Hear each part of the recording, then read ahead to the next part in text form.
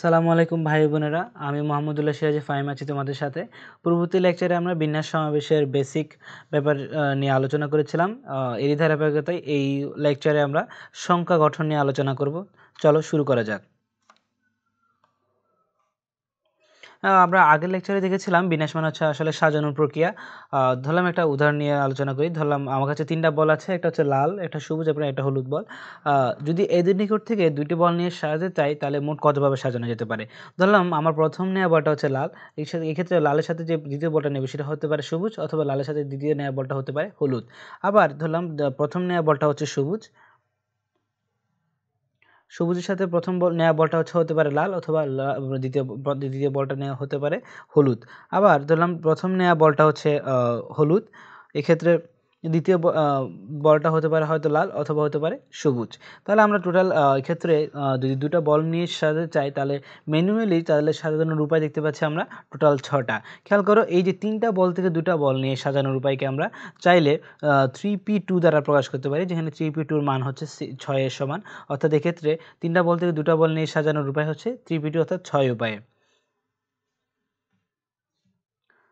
অর্থাৎ আমরা কি বুঝলাম? আমরা বুঝতে পারলাম n সংখ্যক বস্তু থেকে যদি r সংখ্যক বস্তু নিয়ে সাজানোর উপায়কে আমরা npr দ্বারা প্রকাশ করতে পারি। npr এর মানটা হচ্ছে n into n-1 into n-2 dot dot dot n-r-1 পদ পর্যন্ত। অর্থাৎ খেয়াল করো, এক্ষেত্রে দেখা যাচ্ছে কি r less than equal to n, অর্থাৎ এই টার্মটা আমাদের একটু ভালোভাবে খেয়াল রাখতে হবে। সেটা হচ্ছে কি r এর মান n এর সমান হতে পারবে, কিন্তু অথবা তার চেয়ে কম হতে হবে। এই যে এনপিয়ার এই লাইনটাকে আমরা চাইলে সিম্পলিফাই করে এটা লিখতে পারি n factorial divided by n minus r whole factorial. এটা আমরা 9-10 দেখে এসেছি, এই জন্য আমি আর বিস্তারিত দেখালাম না। এবার আসলে আমরা সংখ্যা গঠন নিয়ে একটু বিস্তারিত আলোচনা করি। খেয়াল করো, আমার কাছে টোটাল ধরলাম 5টা অঙ্ক আছে। ধরলাম 1 2 3 4 5। এই অঙ্কগুলি ব্যবহার করে 3 অঙ্ক বিশিষ্ট আমি কতগুলো সংখ্যা গঠন করতে পারি এটা আমার বের করতে হবে। 3 অঙ্ক বিশিষ্ট সংখ্যা গঠন করার জন্য খেয়াল করো, প্রথমটা কেস দেওয়া আছে সেটা হচ্ছে পুনরাবৃত্তি ব্যবহার না করে, দ্বিতীয়টা কেস হতে পারে সেটা হচ্ছে পুনরাবৃত্তি ব্যবহার করে। এখন আমরা প্রথমে দেখতে হবে পুনরাবৃত্তি ব্যবহার না করা এবং করা ব্যাপারটা কি। পুনরাবৃত্তি ব্যবহার খেয়াল করো, আমার 1 2 3 4 5 এই সংখ্যাগুলো নিয়ে গঠিত 3 অঙ্ক বিশিষ্ট সংখ্যা এমন একটা হতে পারে না যেটাতে হচ্ছে 2 2 2 অথবা 3 4 3 অথবা হতে পারে 4 5 5। খেয়াল করো, এখানে হচ্ছে কি 2 শব্দটা 3বার রিপিট করেছে, আর প্রথমবার ব্যবহার পরে যদিও 2বার রিপিট হয়েছে, এক্ষেত্রে খেয়াল করো 2বার রিপিট হয়েছে এবং 5 শব্দটা 2বার রিপিট হয়েছে। খেয়াল করো, যখন আমি পুনরাবৃত্তি ব্যবহার করব না তখন কোন সংখ্যাটা আসলে রিপিট করতে পারবে না, সো আলটিমেটলি এইটা হবে না। সো যখন পুনরাবৃত্তি ব্যবহার করছি না তখন হচ্ছে খেয়াল করো কতভাবে সাজানো যেতে পারে। খেয়াল করো, কতগুলো সংখ্যা গঠন করা যেতে পারে খেয়াল করি। দেখো 1 2 3 4 5 অঙ্কগুলি ব্যবহার করে 3 অঙ্ক বিশিষ্ট সংখ্যা গঠন করতে পারি। তাহলে খেয়াল করো, আমি প্রথম স্থানটাকে কতভাবে পূরণ করতে পারি। খেয়াল করো 1 2 3 4 5 এই সংখ্যা শব্দগুলো নিয়ে আমি যে কোনো একটা নিলে হয় না, এই স্থানে তাহলে যে কোনো একটা নিয়ে বসালে আমার কাঙ্ক্ষিত লক্ষ্য পূরণ হয়। সো আলটিমেটলি প্রথম স্থানে 1 2 3 4 5 যে কোনো একটা বসলেই পারে। সো আলটিমেটলি এই স্থানে কতভাবে পূরণ করা যেতে পারে? 5 ভাবে, অবশ্যই 5 ভাবে। এবং খেয়াল করে তাহলে এই স্থানটা যখন 5 ভাবে পূরণ হয়ে গেল, খেয়াল করে যে কোনো একটা অঙ্ককে আমি ব্যবহার করেছি অবশ্যই। সো আলটিমেটলি আমার কাছে অ্যাভেলেবল অঙ্ক তাহলে কয়টা থাকলো? যে কোনো একটা যদি ব্যবহার হয়েছে, অ্যাভেলেবল অঙ্ক থাকে বাকি 3টা, বাকি 4টা থাকে। সো আলটিমেটলি এই স্থানটা পূরণ করা যাবে 4 ভাবে। এবং খেয়াল করো, প্রথম এই 2টো স্থান যদি পূরণ হয়ে যায় তাহলে আমার কাছে অ্যাভেলেবল অঙ্ক থাকে টোটাল হচ্ছে 3টা। সো আলটিমেটলি আমার এই যে সর্বশেষ স্থানটা পূরণ করা যাবে 3 ভাবে। এখন খেয়াল করো, তাহলে এটা তো বুঝলাম। এখন খেয়াল করো, এটাতে আসলে কি এই যে এই স্থানটা পূরণ করা যাচ্ছে 5 ভাবে, এই স্থানটা পূরণ করা যাচ্ছে 4 ভাবে, এই স্থানটা পূরণ করা যাচ্ছে 3 ভাবে। এগুলোকে কী করবো আসলে, গুণ করবো না যোগ করবো? খেয়াল করো, প্রথম স্থানটা পূরণ করছি 5 ভাবে, এবং খেয়াল করো দ্বিতীয় স্থানটা পূরণ করছি 4 ভাবে, এবং তৃতীয় স্থানটা পূরণ করছি 3 ভাবে। সো আলটিমেটলি যখন আমি এবং দিচ্ছি, আমার খেয়াল করো পূর্ববর্তী লেকচারে আমরা বলেছিলাম যখন আমরা এবং দেখবো তখন কী করবো, আমরা কাঙ্ক্ষিত উপায়গুলোকে আমরা গুণ করবো। সো আলটিমেটলি এক্ষেত্রে হবে গুণ, এবং তাহলে আমরা টোটাল ওয়ে পেলাম কত? 5 × 4 × 3 অর্থাৎ 60 উপায়। এখন আসো পরবর্তী লেকচারে, পরবর্তী স্লাইডে। খেয়াল করি পূর্বের ম্যাথটি খেয়াল করি, এক্ষেত্রে হচ্ছে পুনরাবৃত্তি ব্যবহার করে 1 2 3 4 5 অঙ্কগুলি দ্বারা 3 অঙ্ক বিশিষ্ট কতগুলো সংখ্যা গঠন করা যায়। যদি 3 অঙ্ক বিশিষ্ট সংখ্যা গঠন করতে হয় তাহলে পুনরাবৃত্তি ব্যবহার করে, তাহলে আমি আগের উদাহরণে বলেছিলাম, তাহলে এক্ষেত্রে কী হবে 2 2 2 অথবা 3 4 3 অথবা 4 5 5 এগুলোকে আমরা ব্যবহার করতে পারবো। আলটিমেটলি খেয়াল করো প্রত্যেকটা অঙ্কের প্রত্যেকটা স্থানে আসলে যে কোনো সংখ্যা আসলে রিপিট করতে পারে। আলটিমেটলি খেয়াল করো এই স্থানটা তাহলে কতভাবে পূরণ করা যেতে পারে। খেয়াল করো প্রথম স্থানটা আমি পূরণ করতে চাইলে 1 2 3 4 5 যে কোনো একটা দিয়ে পূরণ করতে পারি। আলটিমেটলি এই স্থানটা পূরণ করার উপায় হতে পারে কত 5 ভাবে। এখন খেয়াল করো প্রথম স্থানে যখন 5 ভাবে পূরণ করে ফেললাম তখন প্রথম স্থানটা পূরণ করার কোনো এফেক্ট কি দ্বিতীয় স্থানে পড়বে না, কারণ পড়বে না, কারণ হচ্ছে কি আমরা এখানে পুনরাবৃত্তি ব্যবহার করছি। সো আলটিমেটলি প্রথম স্থানটা 5 ভাবে পূরণ করার পর দ্বিতীয় স্থানটা অবশ্যই আবার 5 ভাবেই পূরণ করা যাবে, এবং একইভাবে তৃতীয় স্থানটা পূরণ করা যাবে 5 ভাবে। এখন আবার আগের অংশেরই পুনরাবৃত্তি খেয়াল করো, এই প্রথম স্থানটা 5 ভাবে পূরণ করার পর এবং করছি এবং দ্বিতীয় স্থানে 5 ভাবে পূরণ করছি এবং তৃতীয় স্থানে 5 ভাবে পূরণ করেছি। সো আলটিমেটলি আমরা কি বলতে পারছি, সো আলটিমেটলি যেহেতু এবং ব্যবহার করছি সো আলটিমেটলি আমরা কি বলবো, এটা গুণ না কি যোগ, অবশ্যই গুণ হবে। কেন, কারণ হচ্ছে কি আমি আগে বলেছিলাম এবং মানে হচ্ছে আমরা গুণ করব অথবা মানে হচ্ছে আমরা যোগ করব। আলটিমেটলি দেখা যাচ্ছে এক্ষেত্রে পুনরাবৃত্তি ব্যবহার করে 1 2 3 4 5 অঙ্কগুলো দ্বারা 3 অঙ্ক বিশিষ্ট কতগুলো সংখ্যা গঠন করা যায়, 5 × 5 × 5 অর্থাৎ 125 উপায়ে আমার সংখ্যা গঠন করা যায়। এবার আসা যাক পরবর্তী ম্যাথে। পরবর্তী ম্যাথে কি দেখছি 1 2 3 4 5 এই 5টি অঙ্ক ব্যবহার করে 3 অঙ্ক বিশিষ্ট কতগুলো জোড় সংখ্যা গঠন করা যায়।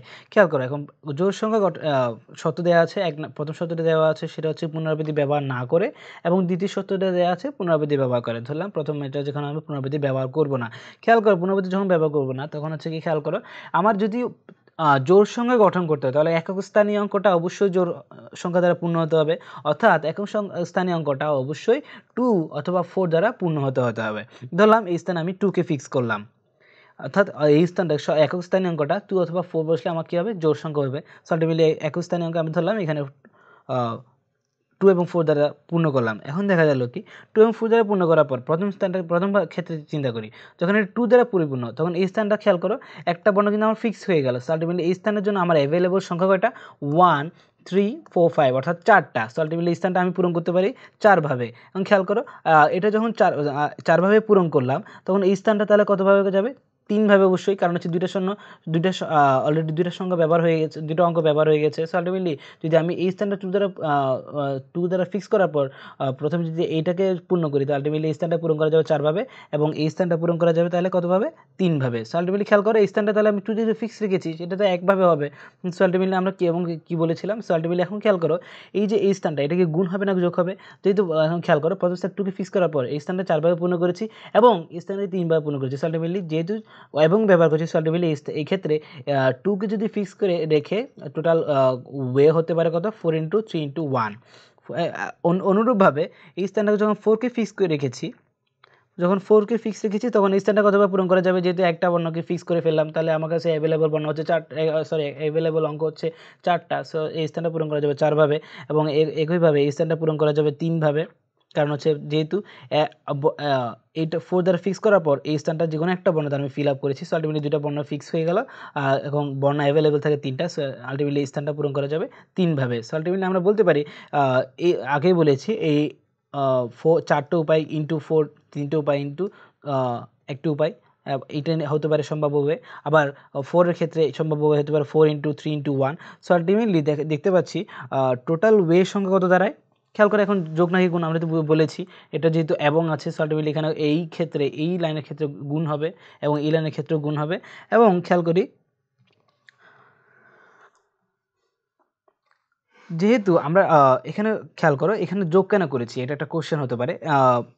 যোগ করার কারণটা হচ্ছে খেয়াল করো আমার একক স্থানীয় অঙ্কটাকে যদি একটু দিকে তাকায় তাহলে আসলে কেন যোগ করেছি তার সহজে বোঝা যায়। খেয়াল করো একক স্থানীয় অঙ্কটা যেহেতু আমার শর্ত দেওয়া আছে জোড় সংখ্যা গঠন করতে হবে। সো আলটিমেটলি একক স্থানীয় অঙ্কটা 2 অথবা 4 দ্বারা পূরণ করতে হবে। সো আলটিমেটলি দেখা যাচ্ছে কি আমি 2 অথবা খেয়াল করো অথবা আমি আগে বলেছিলাম অথবা কিংবা অর থাকলে আমি কী করছি যোগ করছি, এটা গণনার যোজন বিধির মধ্যে পড়ে। সো আলটিমেটলি আমরা কী করছি যেহেতু অথবা আছে 2 এবং 4 এর ক্ষেত্রে সো আলটিমেটলি আমরা কী করছি যোগ করছি, তাহলে আমরা কাঙ্ক্ষিত নির্ণয় 1 2 3 4 5 অঙ্কগুলি ব্যবহার করে পুনরাবৃত্তি দ্বারা 3 অঙ্ক বিশিষ্ট কতগুলো জোড় সংখ্যা গঠন করা যায় তার উপায় হচ্ছে 24 উপায়।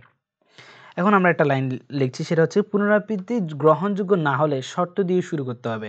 এখন আমার প্রশ্ন আসতে পারে শর্ত দিয়ে কেন শুরু করব। চলো আমরা পেন ওপেন করে নিই। খেয়াল করো ধরলাম পুনরাবৃত্তি যখন আমার গ্রহণযোগ্য না, তখন আমি শর্ত দিয়ে শুরু কেন করব? ধরলাম আমি শর্ত ছাড়া ওপেন করতে চাই। খেয়াল করো, শর্ত ছাড়া যদি ওপেন করতে চাই তাহলে ধরলাম এখানে শর্ত দেওয়া আছে জোড় সংখ্যা হতে হবে। সো আলটিমেটলি একক স্থানীয় অঙ্কটা 2 অথবা 4 দ্বারা পূরণ করতে হবে। সো আলটিমেটলি আমি যদি শর্ত ছাড়া যদি করতে চাই, তাহলে আলটিমেটলি আমি যদি এই পাশ থেকে পূরণ করতে চাই, খেয়াল করো এই স্থানটা কতভাবে পূরণ করা যায়? 1 2 3 4 5 5ভাবে। তাহলে 5টা অঙ্ক অ্যাভেলেবল, সো আলটিমেটলি এই স্থানে আমি 5ভাবে পূরণ করতে পারি। খেয়াল করো 5ভাবে পূরণ করার পর যেহেতু একটা বর্ণ ব্যবহার হয়েছে, সো আলটিমেটলি আমার বর্ণ অ্যাভেলেবল হচ্ছে 4টা। সো আলটিমেটলি এই স্থানটা পূরণ করা যাবে তাহলে 4ভাবে। এবং খেয়াল করো এই দুটো স্থান পূর্ণ হওয়ার পর এই স্থানে অ্যাভেলেবল হচ্ছে আমার অ্যাভেলেবল হবে।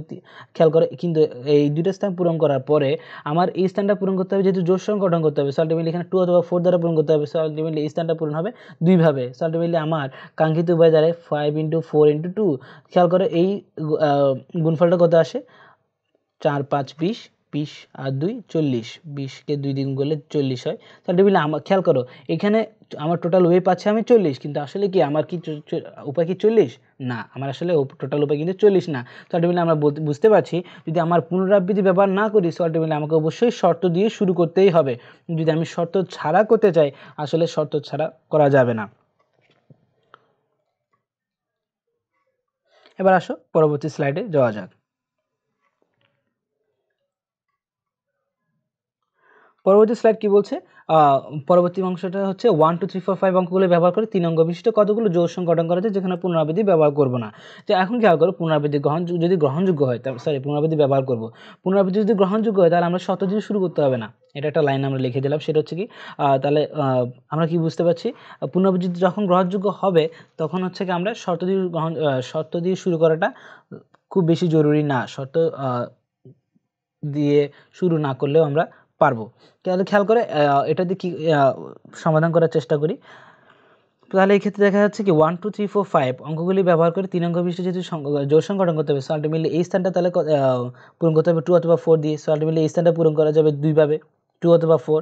এবং খেয়াল করো 2 অথবা 4 যে কোনো একটা বর্ণ যখন ব্যবহার হয়ে গেছে তখন এই স্থানে আমার অ্যাভেলেবল সংখ্যা কত? এই স্থানে অ্যাভেলেবল অঙ্ক হচ্ছে 4টা। তাই এই স্থানটা পূরণ করা যাবে। যেহেতু আমার পুনরাবৃত্তি আছে, সো আলটিমেটলি এই স্থানে যখন 2বার পূরণ করার পরে এই স্থানে কি এর কোনো এফেক্ট পড়বে? না, আসলে কোনো এফেক্ট পড়বে না। সো আলটিমেটলি এই স্থানটা আমি আসলে 5ভাবে পূরণ করতে পারি। খেয়াল করো 5ভাবে পূরণ করতে পারি। একইভাবে যে এই স্থানটা পূরণ করার পর আমার এই স্থানটা পূরণ করার জন্য কি কোনো অ্যাভেলেবল বর্ণ দেখতে হবে? মোটেও না, কারণ যেহেতু পুনরাবৃত্তি ব্যবহার করা যাবে। সো আলটিমেটলি এই স্থানটা পূরণ করা যাবে 5ভাবে। সো আলটিমেটলি আমরা দেখতে পাচ্ছি এই ক্ষেত্রে খেয়াল করো এই স্থানটা 2ভাবে পূরণ করছি এবং এই স্থানটা 2ভাবে পূরণ করেছি, 5 উপায়ে পূরণ করেছি এবং এই স্থানে 5 উপায়ে পূরণ করেছি। আলটিমেটলি যখন দেখছি আমি এবং, সো আলটিমেটলি এই ক্ষেত্রে টোটাল এই ক্ষেত্রে ওয়েগুলোকে আমরা কী করবো? গুণ করবো। সো আলটিমেটলি আমরা দিতে পাচ্ছি এক্ষেত্রে টোটাল উপায় দাঁড়াবে কত? 5 × 2 অর্থাৎ 50 উপায়। এখন আমরা খেয়াল করি কেন আমরা লিখে দিয়েছি যে পুনরাবৃত্তি গ্রহণযোগ্য হলে শর্ত দিয়ে শুরু করতে হবে না। আমরা পেন সিলেক্ট করে নিই। খেয়াল করো যখন আমরা শর্ত দিয়ে শুরু না করে চেষ্টা করি, খেয়াল করো তাহলে এই স্থানটা কতভাবে পূরণ করা যাবে? ধরলাম এই স্থানটা পূরণ করা যাবে। খেয়াল করা যেহেতু পুনরাবৃত্তি, আলটিমেটলি এই স্থানটা পূরণ করা যাবে 5ভাবে এবং এই স্থানটা পূরণ করা যাবে 5ভাবে। এবং যেহেতু আমরা শর্ত দিয়ে শুরু করিনি, খেয়াল করে জোড় সংখ্যা গঠন করার জন্য আমার এই স্থানটা অবশ্যই কী হবে? 2 অথবা 4 দ্বারা পূরণ করতে হবে। আলটিমেটলি এই স্থানটা পূরণ করা আসলে 2ভাবে। তাহলে আমরা দিতে পাচ্ছি আসলে এই ক্ষেত্রে নিচের বর্ণিত উপায় এবং উপরে বর্ণিত উপায়ের মধ্যে কোনো পার্থক্য নেই। সো আলটিমেটলি এটা আসলে 60 উপায় হবে। তাহলে আমরা বলতে পারি যখন পুনরাবৃত্তি গ্রহণযোগ্য হবে তখন আমাদের শর্ত দিয়ে শুরু করতে হবে না। চলো পরবর্তী স্লাইডে দেখা যাক। পরবর্তী ম্যাথে আমরা দেখতে পাচ্ছি 1 2 3 4 5 এই 5টা অঙ্ক ব্যবহার করে 5 অঙ্ক বিশিষ্ট কতগুলো সংখ্যা গঠন করা যায়। আমার কি করতে হবে? 5 অঙ্ক বিশিষ্ট সংখ্যা গঠন করতে হবে যখন পুনরাবৃত্তি ব্যবহার না করে অথবা পুনরাবৃত্তি ব্যবহার করে। প্রথম প্রশ্নটা দেখি, 5 অঙ্ক বিশিষ্ট সংখ্যা গঠন করব যেখানে হচ্ছে কি পুনরাবৃত্তি ব্যবহার না করে। ধরলাম 5টা স্থান আছে। প্রথম স্থানে খেয়াল করো প্রথম স্থানের জন্য কতভাবে পূরণ করা যেতে পারে। খেয়াল করো 1 2 3 4 5 আমার কাছে অ্যাভেলেবল অঙ্ক হচ্ছে 5টি। সো আলটিমেটলি প্রথম স্থানটা পূরণ করা যাবে 5ভাবে। খেয়াল করো যেহেতু ধরলাম এই স্থানটা আমি পূরণ করলাম 1 দিয়ে। আমরা পেন সিলেক্ট করে নিই তাহলে আমাদের জন্য সুবিধা হবে। প্রথম স্থানটা আমরা পূরণ করলাম ধরলাম 5ভাবে। এখন খেয়াল করো ধরলাম এই স্থানটা আমি পূরণ করেছি 1 দ্বারা। যদি 1 দ্বারা পূর্ণ করি, খেয়াল করো আমার কাছে অ্যাভেলেবল তাহলে কয়টা আছে, টোটাল অ্যাভেলেবল হচ্ছে আমার কাছে টোটাল বাকি হচ্ছে 4টা। সো আলটিমেটলি এই স্থানটা পূরণ করা যাবে 2 3 4 5 এই 5টা অঙ্ক থেকে যে কোনো একটা নিব, তাহলে অ্যাভেলেবল, তাহলে এইটা 4 উপায়ে আমি পূরণ করতে পারি। সো আলটিমেটলি ধরলাম ওই ক্ষেত্রে আমি 2 দ্বারা এই স্থানটা পূরণ করেছি। আমি খেয়াল করি আমার কাছে তাহলে 1 এবং 2 তাহলে এঙ্গেজ হয়ে গেল। সো আলটিমেটলি আমার কাছে অ্যাভেলেবল হচ্ছে 3 4 5। সো আলটিমেটলি এই স্থানটা আমি ধরলাম তাহলে দেখা যাচ্ছে আমি 3ভাবে এটাকে স্থানটা পূরণ করতে পারি। সো ধরলাম এই স্থানটা আমি 3 দ্বারা পূর্ণ করেছি।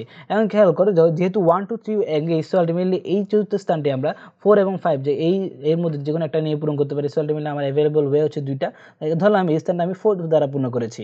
এখন খেয়াল করো তাহলে আমার কাছে সর্বশেষ একটাই অঙ্ক থাকে, সেটা হচ্ছে 5, এবং এই স্থানটা দ্বারা এই অংশটা একভাবে পূরণ করা যাবে এবং সেটা হচ্ছে 5 দ্বারা। সো আলটিমেটলি আমরা বলতে পারি টোটাল ওয়ে দাঁড়াচ্ছে কত, যেহেতু আমি দেখতে পাচ্ছি এই স্থানটা 5ভাবে পূর্ণ করছি এবং দ্বিতীয় স্থানটা 4ভাবে পূরণ করেছি। সো আলটিমেটলি আমরা যেহেতু এবং দেখেছি, সো আলটিমেটলি সবগুলো ওয়েকে আমরা গুণ করবো। সো আমরা দেখতে পাচ্ছি আমার টোটাল ওয়ে দাঁড়াবে 5 × 4 × 3 × 2 × 1 অর্থাৎ 5 ফ্যাক্টোরিয়াল ভাবে। খেয়াল করো এখানে কিন্তু আসলে 5 ফ্যাক্টোরিয়ালের ক্ষেত্রে আমাদের কোনো মান আসলে আমাদের কী করতে হবে না, মুখস্থ করতে হবে না। সো আলটিমেটলি আমরা ক্যালকুলেটর ব্যবহার করে সহজে মানটা বের করে নিতে পারি, অথবা ম্যানুয়ালি আমরা গুণ করলেই আমরা আসলে পেয়ে যাব। এবার আসো পুনরাবৃত্তি ব্যবহার করে অঙ্কটি সমাধান করি।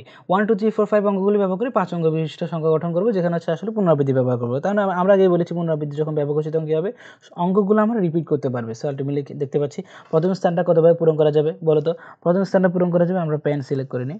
আবার প্রথম স্থানটা পূরণ করা যাবে 5ভাবে, আগের অংশে রিপিটে। খেয়াল করো এখন যেহেতু পুনরাবৃত্তি ব্যবহার করা যাবে, সো আলটিমেটলি এই স্থানের পূর্ণ হওয়া ধারা কি এই স্থানকে কখনো প্রভাবিত হবে? মোটেও না, কোনোভাবে প্রভাবিত হবে না। সো আলটিমেটলি এই স্থানটা পূরণ করা যাবে 5ভাবে, এই স্থানটা পূরণ করা যাবে 5ভাবে, এই স্থানটাও 5ভাবে এবং এই স্থানটা 5ভাবে। সো আলটিমেটলি যেহেতু এবং দ্বারা কানেক্টেড, সো আলটিমেটলি আমরা সবগুলোকে প্রসেসকে গুণ করবো। সো আলটিমেটলি এটা সমান আসে কত, 5 টু দি পাওয়ার 5।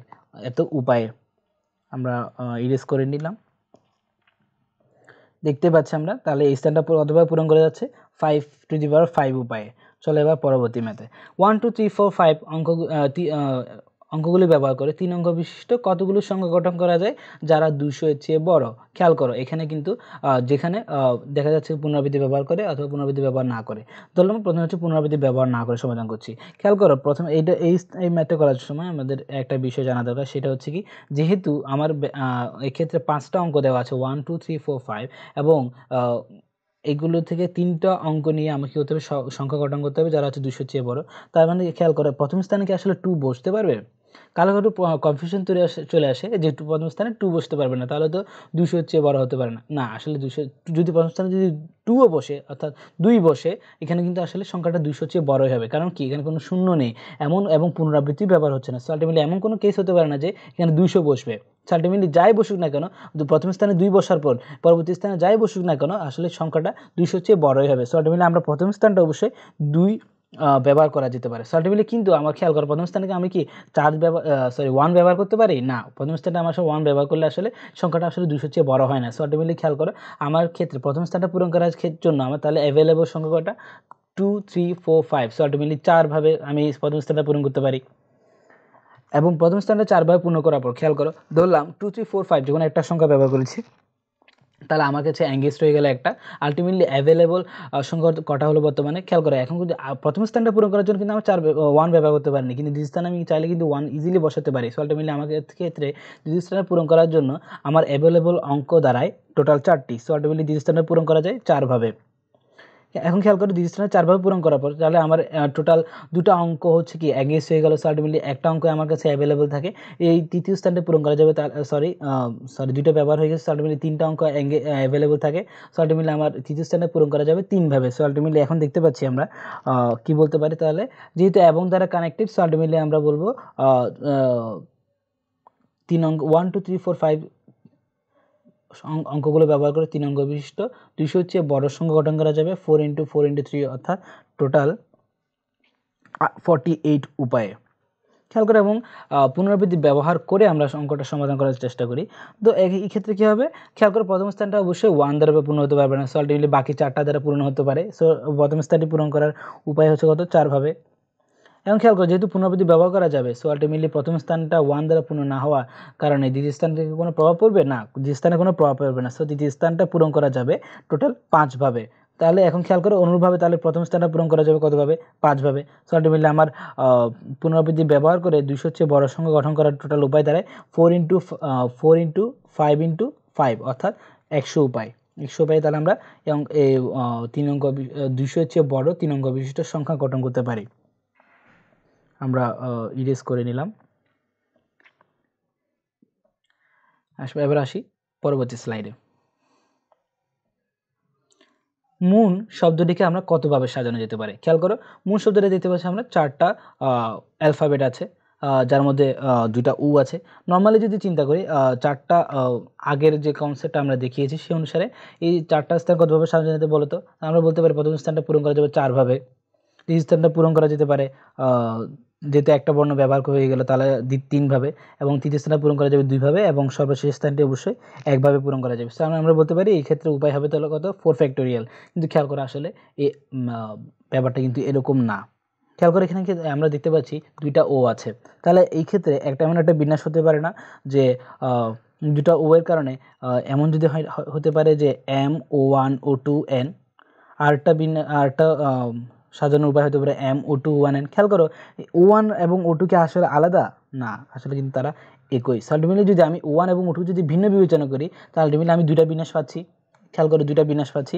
একইভাবে আরেকটা সাজানোর উপায় হতে পারে MN O1 O2, আরেকটা হতে পারে MN O2 1। এক্ষেত্রে খেয়াল করে দেখা যাচ্ছে কি O1 O2 যদি আমি ভিন্ন বিবেচনা করি তাহলে আমি 2টা বিন্যাস পাচ্ছি, ঠিক কি না? হ্যাঁ, আমরা আসলে 2টা বিন্যাস পাচ্ছি। সো আলটিমেটলি আমার আসলে O1 O2 কি আলাদা? না, আসলে O1 O2 কিন্তু একই। সো আলটিমেটলি আমরা কি করব?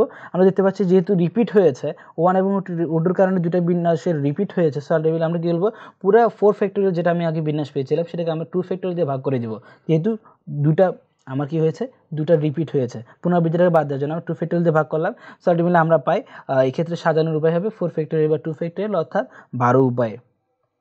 তাহলে আমরা একটা জেনারেলাইজ একটা ফর্মুলার কাছাকাছি চলে আসি। সেটা হচ্ছে কি, ধরো তোমার কাছে 15টা বল আছে, যার মধ্যে 3টা হচ্ছে লাল বল, 3টা নীল বল এবং 4টা কালো বল, এবং বাকিগুলো হচ্ছে ভিন্ন ভিন্ন রঙের। সো আলটিমেটলি এদেরকে এক্ষেত্রে মোট বলের সাজানোর উপায়কে পৃথক পৃথকভাবে এক জাতীয় বলের পরিমাণের ফ্যাক্টোরিয়াল দ্বারা যদি আমি ভাগ করি তাহলে আমরা কাঙ্ক্ষিত সাজানোর উপায় পেয়ে যাচ্ছি।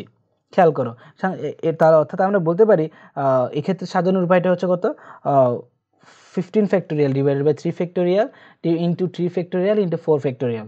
সো আমরা একটা যদি ফর্মুলার আওতায় আনি, দেখতে পাচ্ছি সেটা হচ্ছে কি, ফর্মুলার আওতায় আনি তাহলে আমরা বলতে পারি n সংখ্যক বস্তুর মধ্যে যদি p সংখ্যক বস্তু এক প্রকার এবং q সংখ্যক বস্তু অন্য আরেক প্রকার এবং বাকিগুলো যদি ভিন্ন ভিন্ন হয় তাহলে